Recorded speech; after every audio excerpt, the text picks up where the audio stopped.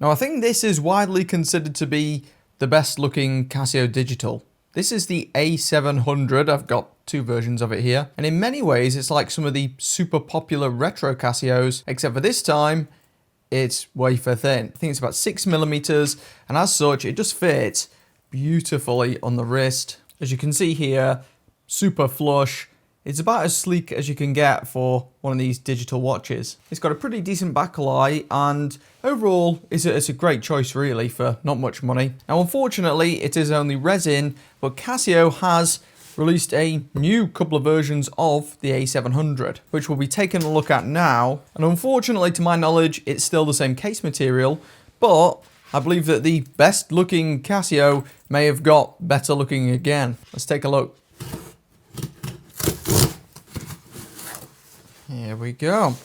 So I bought both of these with my own money from Casio in the UK. I'll affiliate link all of these versions in the video description. Now one thing straight away, this is different packaging again. I mean, Casio seems to have changed the packaging 3 or 4 times in the last couple of years. This one, love the sea and the earth, is some sort of recyclable card, and it feels quite substantially different actually. And fair play, if they're going to just ship it in bare bones boxes like these, they might as well keep them minimalist and recyclable, so I think that's pretty good. But yeah, let's take a look at the new A700. So I ordered this in 2 colors.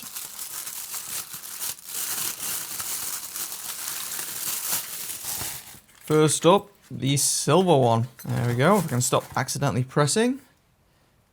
And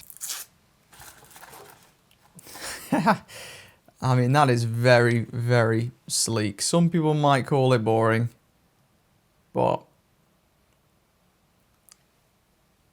it's nice and minimalist. So they got rid of a substantial amount of clutter. This is the most similar one that they previously released. This one is more minimalist again, so I guess you have to already know the functions off by heart. But it's not difficult when you just cycle through the modes. You've got alarm, stopwatch, and then you're on your adjustment mode there for the time and date. So these are incredibly easy to use. I don't think you need to indicate them really. And seemingly Casio thinks the same now. So this version originally shipped on a mesh bracelet, a Milanese style, whereas this one ships with the bracelet off of this version instead. And overall it makes sense. The segmented lugs there, they do suit this bracelet style, even if the finishing doesn't match up. But yeah, I'm not sure the video does this justice. It's got this really nice gleam to it. Now, funnily enough, even though I really like this one, I was more looking forward to the gold one. I've also got the gold one, so let's take a look at that. Now, to my knowledge, at present, these are the only 2 colours that this watch comes in. And in a way, I'm just gutted that we just don't have this exact watch in stainless steel instead. These are still both resin. There we go.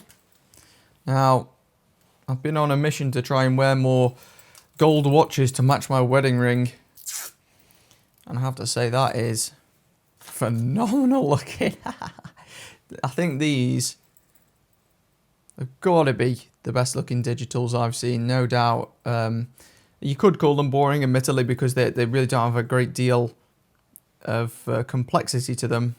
But everything's beautiful. It's all symmetrical. All the text is central aligned. I'm really keen to get these on the wrist.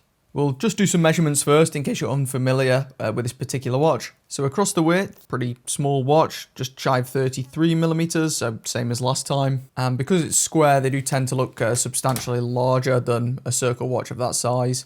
Lug to lug, 37mm, wow. So yeah, very much a unisex size here. And the thickness, or lack of it, 6mm on the nose. Now this one supposedly has an advantage over some of the other ones. I think this is again listed as mineral crystal. Let me quickly check. So yeah, reportedly mineral crystal, unlike the acrylic on lots of the other digital watches. And as such, these are kind of a no-brainer choice. I think that I have seen a couple of them retailing for a fraction more. Usually the gold versions cost slightly more. I'm not exactly sure why, whether it's just a fraction harder to make for some reason. I don't know, but either way, I mean, these are stunning, really.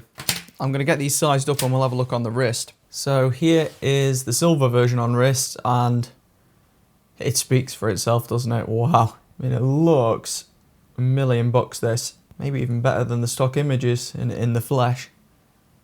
Yeah, absolutely awesome. The display on these is still pretty good. The bracelet, well, it's a cheap Casio bracelet, if I'm honest. It's a fraction better than some of the slightly cheaper digitals like the A168, but not by a great deal.